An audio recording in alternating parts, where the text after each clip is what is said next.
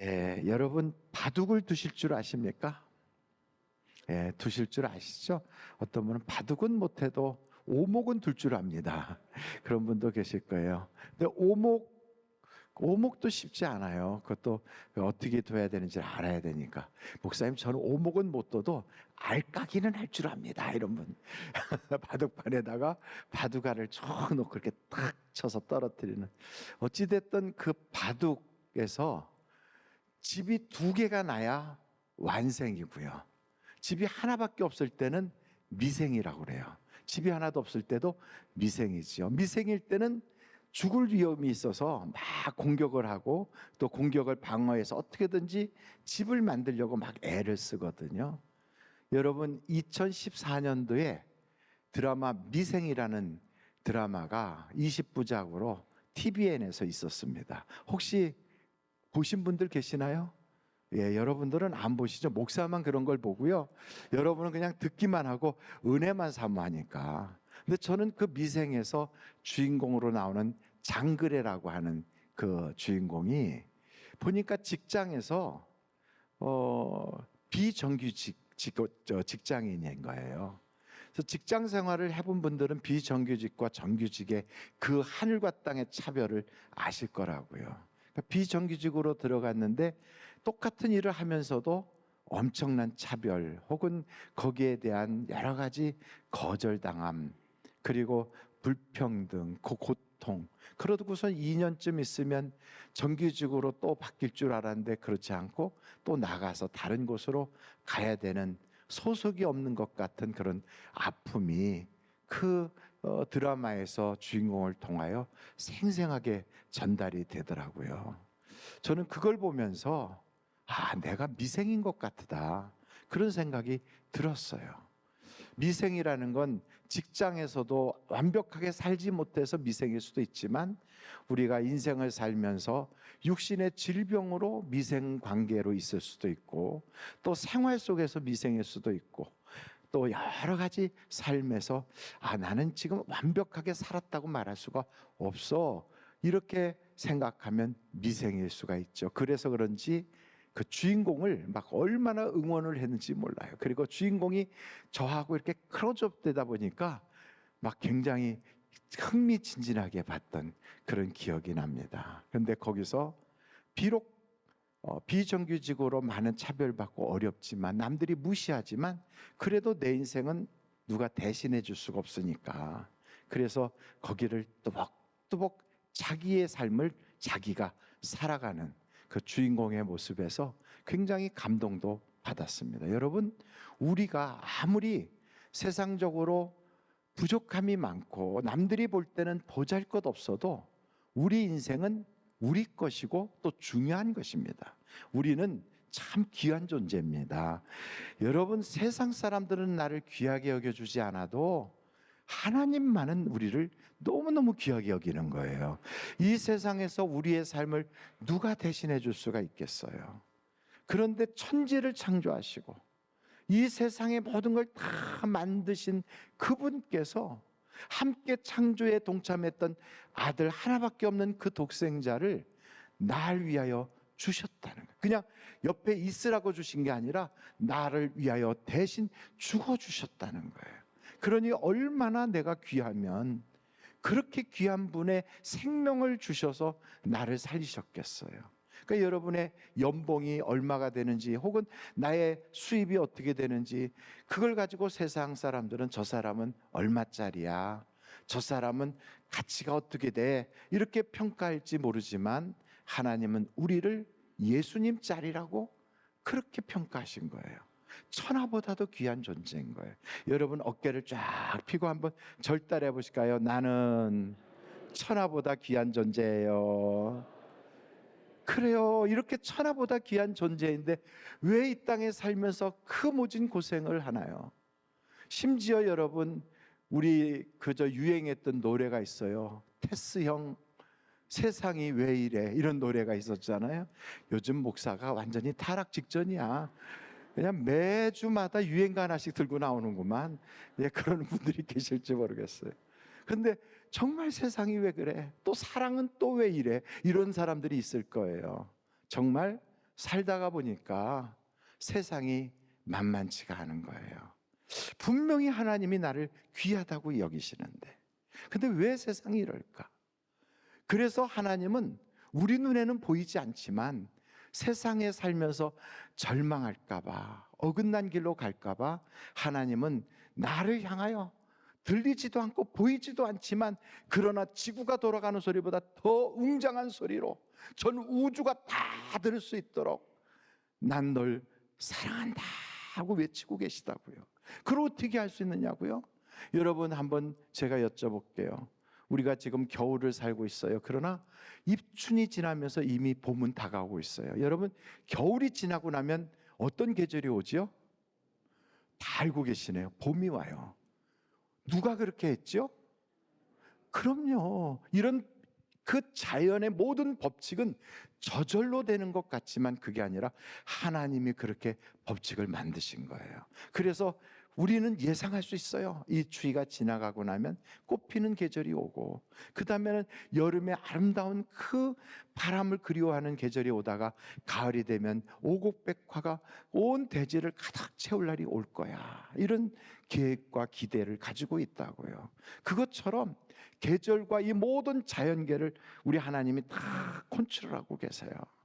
그런데 우리가 살고 있는 이 땅은 그냥 각종 질병으로 막 난치병, 불치병, 막 온갖 희귀병뿐 아니라 또 자살하는 사람들이 왜 그렇게 많은지, 또 이혼하는 가정들은 왜 그렇게 많은지, 세상에 살면서 남들이 모르는 눈물을 흘려가면서 가슴을 치는 사람들은 또 왜 그렇게 많은지, 웃을 수가 없고 웃어도 웃음 속에 눈물이 배어 있는 사람들은 왜 그렇게 많은지, 이 세상은 왜 그렇게 힘든가?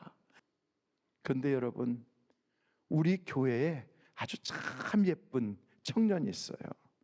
우리 교회 청년들은 다 예뻐요. 그 청년만 예쁜 게 아니라 다 예쁘거든요.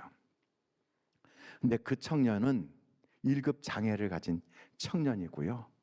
문학하는 그 모임에서도 시인으로 등단한 청년이에요. 요 청년이에요. 23살에 아주 이쁘잖아요. 이 청년이 쓴 시를 저에게 갖다 주면서 직접 사인까지 해서 저에게 줬어요. 이 청년이 이런 이야기를 썼어요. 장애, 너 때문에 혼자 일어날 수도 없고 화장실 가는 것도 꿈속에서 이뤄야 하지만 생각해보면 이룬 것도 많아. 많은 사람들과 함께 더불어 가는 길, 누구나 원하는 일이지만 나만 누리는 특권이야. 아무 이유 없이 사랑받는 일, 아무나 하는 일 아니지, 내 특권이야. 장애, 너 때문에 속상하고 아픈 날이 많지만 너도 내 특권이야. 노력하게 해주고 희망을 주는 넌 내 특권이야. 이런 시를 썼고요. 이런 시도 있어요. 마음이 속상할 때 나를 쓰면 되잖아. 연필이 말했어. 무슨 일 있었니? 너의 하루를 내게 말해줘. 아이쿠, 놀림을 받았구나. 괜찮아, 괜찮아. 어떤 상황이었든 다 괜찮아. 슬플 때, 기쁠 때, 행복할 때 언제나 날 찾아와 줄래? 내가 너의 모든 감정을 대신해 줄게. 괜찮다, 괜찮아. 또 이런 시도 있어요. 근데 이 시집에 있는 시들이 정말 저에게는 감동 그 자체였거든요. 근데 여기에 이렇게 된 시도 있어요. 들꽃처럼 이름 없이 피어난 꽃도 그렇게 자라서 핀 꽃도 모두 쓸모가 있다. 난 아니야, 난 틀렸어 하는 사람도, 세상 곳곳에 싹을 틔우고 태어났어도 알아주지 않던 사람도 들꽃을 보며 살아가길. 들꽃도 살아 숨쉬잖아. 들꽃도 혼자 살아가잖아. 혼자 우두커니 있잖아. 변함없이 한 자리에서 피고 지는 거야.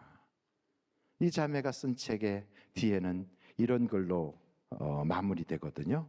걸을 수 있다면 얼마나 좋을까. 만약 걷게 된다면 세계를 일주하는 모험가가 될 테야. 왜냐하면 앉아서 본 세상이 너무 작아서야. 걸을 수 있다면 어려운 이웃을 돕는 봉사자가 될 테야. 왜냐하면 받은 사랑을 돌려주고 싶어서야.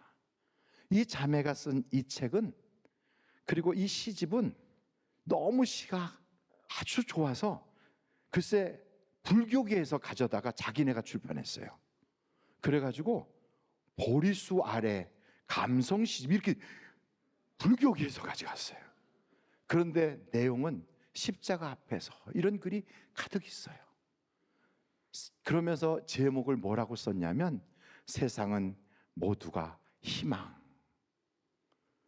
1급 장애인이, 자기 혼자 화장실도 못 가는 장애인이, 세상은 모두가 희망이라고. 하나님 안에 들어가니까 두 손 두 발 가지고도 이놈의 세상 확 뒤집어져라 이렇게 외치는데, 두 손 두 발이 없어도, 그게 장애가 되었어도 이 세상은 모두가 희망이라고. 하나님 안에 들어오면, 주의 뜻을 알게 되면 누구든지 이렇게 고백할 수가 있는 거예요. 저는 우리 사랑하는 모든 성도님들에게 하나님의 뜻을 아는 지혜가, 그리고 내가 이 땅에서 어떻게 사는 것이 정말 잘 사는 것인지를 깨닫는 그 은혜가 있으시기를 간절히 바랍니다. 여러분, 성경 히브리서 10장 7절 말씀을 한번 보실까요? 히브리서 10장 7절을 보면 이렇게 됐어요. 우리 한번 다 같이 읽어보겠습니다. 시작. 이에 내가 말하기를, 하나님이여 보시옵소서, 두루마리 책에 나를 가리켜 기록된 것과 같이 하나님의 뜻을 행하러 왔나이다 하셨느니라. 우리는 뭘 하려고 왔다고요? 하나님의 뜻을 행하려고 온 거예요. 이걸 모르면 우리는 돈 벌러 왔나? 이 세상에 뭔가 우리가 큰 업적을 만들어 놓고 가려고 왔나? 이런 걸로 우리는 우리의 마음이 막 흔들릴 수가 있어요. 이 세상에 내 살았던 흔적도 남기지 못하고, 우리가 이 세상에 내 이름 하나 남기지 못하고 떠날지라도요, 우리는 그렇게 보잘것없는 존재가 결코 아니에요. 하나님은 우리를 향하신 뜻이 있는 거예요. 여러분, 그걸 몰랐을 때 사도 바울은 사울이라는 이름으로 바리새인으로 살았거든요. 바리새인은 굉장히 열심적인 그런 신앙의 소유자였지만, 그의 삶은 사람을 비판하고 평가하고 정죄하고 죽이는 자였어요. 그랬던 그가 예수님을 딱 만나서 주님으로부터 왜 살아야 되는지, 내가 이 세상에 온 이유가 무엇인지를 깨닫고 나서는 그가 달라졌어요. 그래서 이제는 사람을 살리는 자로 그렇게 변한 거예요. 여러분, 우리가 교회 다니면서 종교의식만 하고 우리가 예배만 드리고 그러면서 내가 이 땅에 왜 살아야 되는지는 생각하지 않고 나의 꿈, 나의 목적만 향하여 달려간다면 그는 21세기를 살아가는 바리새인일 거예요. 그래서 성경은 우리가 어떤 신앙인이 되길 원하는가 하면 로마서 12장 1절 2절에 이렇게 기록하고 있어요. 여러분, 한번 로마서 12장 1절 2절을 보실까요? 다 같이 한번 읽겠습니다. 시작. 그러므로 형제들아, 내가 하나님의 모든 자비하심으로 너희를 권하노니 너희 몸을 하나님이 기뻐하시는 거룩한 산 제물로 드리라. 이는 너희가 드릴 영적 예배니라. 너희는 이 세대를 본받지 말, 오직 마음을 새롭게 함으로 변화를 받아 하나님의 선하시고 기뻐하시고 온전하신 뜻이 무엇인지 분별하도록 하라. 다른 말로 말하면 하나님의 뜻이 무엇인지를 분별하는 지혜가 있어야 된다는 거예요. 그걸 생각하고 살아가야 진짜 신자예요. 진짜 신자. 교회만 다닌다고 신자가 아니고요, 하나님의 뜻이 무언가를 알아야 그게 진짜 신자예요. 그래서 우리의 남은 인생은 어떻게 살아야 되느냐? 하나님의 뜻을 행하면서 살아야 되거든요. 여러분, 베드로전서 4장 2절을 한번 보세요. 베드로전서 4장 2절에 이렇게 나와 있어요. 그 후로는 다시 사람의 정욕을 따르지 않고 뭘 따라서요? 하나님의 뜻을 따라 육체의 남은 때를 살게 하려 함이라. 우리가 이 세상 사는데 어떤 사람은 분노로, 증오심으로, 그 증오심에 이끌려 사는 사람도 있어요. 어떤 사람은 욕심에 끌려 사는 사람, 어떤 사람은 누군가가 자기에게 칭찬 한마디 해준 거 거기에 그냥 마음이 빠져서 그것 가지고 사는 사람, 남들이 하는 말에 끌려 사는 사람, 이웃이 준 말, 가족들이 원하는 인생을 살기 위하여 거기에 부단히 달려가는 사람도 있어요. 나름대로는 자기가 의지를 가지고 산다고 하지만 다 사람들의 그 정욕에 이끌리는 삶을 살고 있단 말이죠. 그래서 성경은 말해요. 거기에 끌려 살지 말고 하나님의 뜻을 따라 살아라. 하나님의 뜻이 뭔가요? 하나님의 뜻은 거룩이라고 그래요. 한번 절달해 보실까요? 하나님의 뜻은 거룩입니다. 데살로니가전서 4장 3절을 보면 이렇게 말씀하고 있어요. 데살로니가전서 4장 3절, 하나님의 뜻은 이것이니 너희의 뭐라고요? 거룩함이라. 거룩함이에요. 거룩이란 것은 학교에서 배우지 않아요. 왜요? 학교에는 거룩이 없거든요. 거룩이란 뭐냐면 구별하다예요. 분리하다예요. 어떻게? 세상과 나는 다른 거야. 세상과 나는 살아가야 될 길이 달라. 그래서 구별된 삶을 살아가는 그게 거룩이에요. 그러니 이 세상이 거룩을 우리에게 알려주지 않아요. 학교에서 배울 수가 없어요. 이 거룩은 하나님의 뜻이구나. 어떻게 이 세상과 다르게 사는 것, 그럼 어떻게 다르게 살아가야 될 것인가? 그 구체적인 내용이 오늘 우리 본문 말씀에 이렇게 나와 있어요. 여러분이 잘 아는 대로 데살로니가전서 5장 12절로 26절에 그게 바로 하나님이 우리를 향하신 거룩의 그 삶의 모습이에요. 거기에는 네 가지의 종류로, 목회자들에게는 이렇게 살아라, 성도들 간에는 이렇게 살아라, 자기 자신에게는 이렇게 살아라, 하나님께는 이렇게 살아라, 아주 구체적으로 나와 있어요. 그렇게 사는 것이 이 세상 사람들이 보기에는 하찮은 일 같고 미련한 것 같고 바보같이 보여도요, 성경은 이렇게 살 때 하나님이 우리의 인생을 반짝반짝 빛나게 해주신다는 거예요. 다른 삶이 되기 시작하는 거예요. 그래서 여러분, 우리가 결심할 필요가 있어요. 여러분 한번 보겠어요. 12절이에요. 데살로니가전서 5장 12절, 12절로 13절은 목회자들에게 이렇게 하라는 거예요. 형제들아, 우리가 너희에게 구하노니 너희 가운데서 수고하고 주 안에서 너희를 다스리며 고난하는 자들을 너희가 알고. 13절 어떻게 하라고요? 시작. 그들의 역사로 말미암아 너희끼리 화목하라. 이걸 두 줄을 딱 묶으면 목회자들을 귀히 여겨라 그거예요. 아이고 참, 목사라고 또 지편드는구나, 이렇게 생각하면 안 돼요. 여러분, 사실 우리 교회는 그런 일이 없지만 저 어려운 교회들 가서 보면 부목사님이라고 전도사님이라고 막 그렇게 하찮게 여기고요, 심부름꾼처럼 여기고, 그리고 아주 무시하고 그런 사람들도 있다고 그러더라고요. 여러분, 그럼 그들의 기도가 어떤 기도가 나오겠어요? 그래서 성경은 우리에게 말해요. 귀히 여기라고, 귀히. 두 번째, 성도 간에는 그럼 어떻게 해야 되느냐? 14절로 15절 한번 같이 읽겠어요. 시작. 또 형제들아, 너희를 권면하노니 게으른 자들을 권계하며 마음이 약한 자들을 격려하고 힘이 없는 자들을 붙들어주며 모든 사람에게 오래 참으라.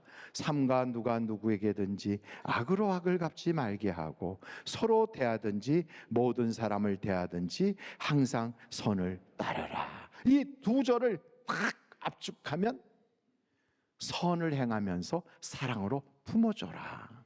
여러분, 사람을 참는 것만큼 어려운 게 없어요. 세상에서 참 힘든 게 사람 참아주는 거거든요. 근데 그 사람이 내 성도고 내 주변 사람이고 우리 이웃이야. 그래서 그 사람들을 어떻게 해요? 내게 안 좋게 하고 까칠하게 써도 내가 맞받아치지 말고 그 악을 선으로 갚아요. 그 악을 선으로 이겨요. 그러면서 사랑으로 품어주는 거, 이게 바로 성도 간에 해야 될 일이에요.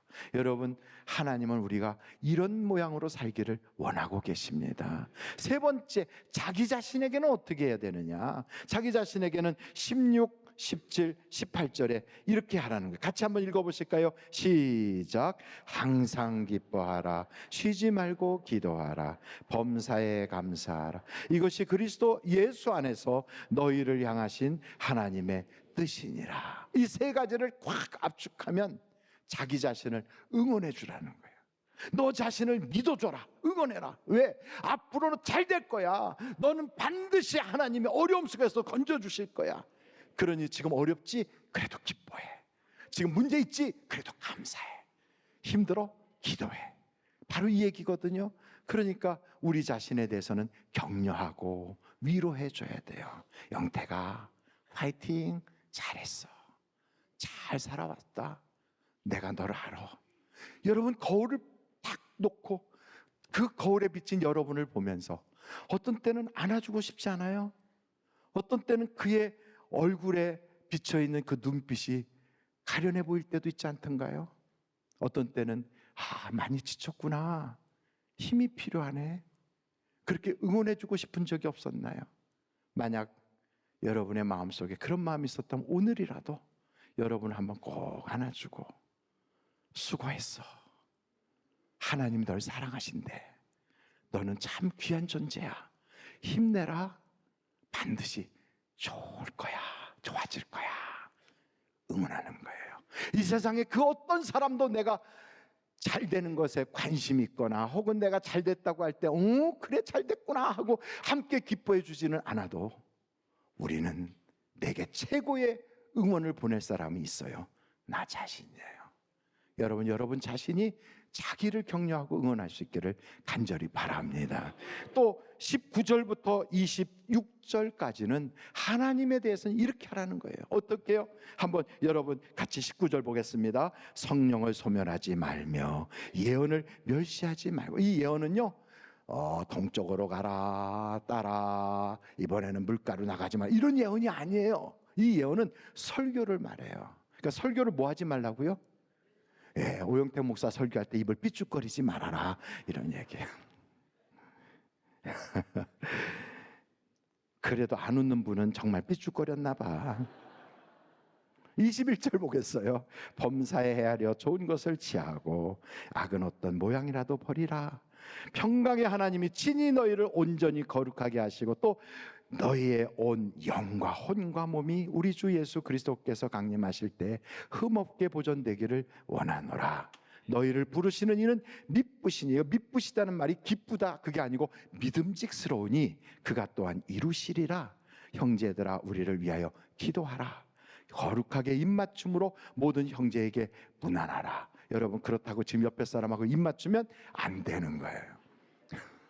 이 입맞추라는 건 그 당시 옛날 그 시대의 사람들의 인사법이었어요. 근데 여러분 보십시오. 이 말씀을 딱 축약하면 이렇게 돼요. 하나님에게 순종하라 얘기해요.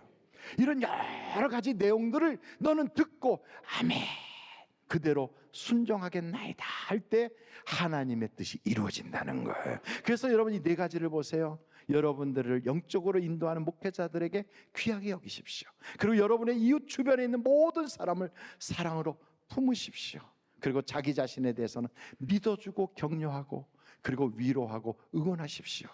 그리고 하나님에 대해서는 하나님 순종하겠어요, 아멘, 하나님의 말씀대로 따르겠습니다 하는 이 마음을 딱 가질 때 하나님께서는 이제 너가 드디어 시작할 수 있겠구나, 하나님의 뜻대로 살아가는 복 있는 성도로 여러분이 거듭나는 귀한 계기가 이제부터 계속되시기를 예수님의 이름으로 축원합니다.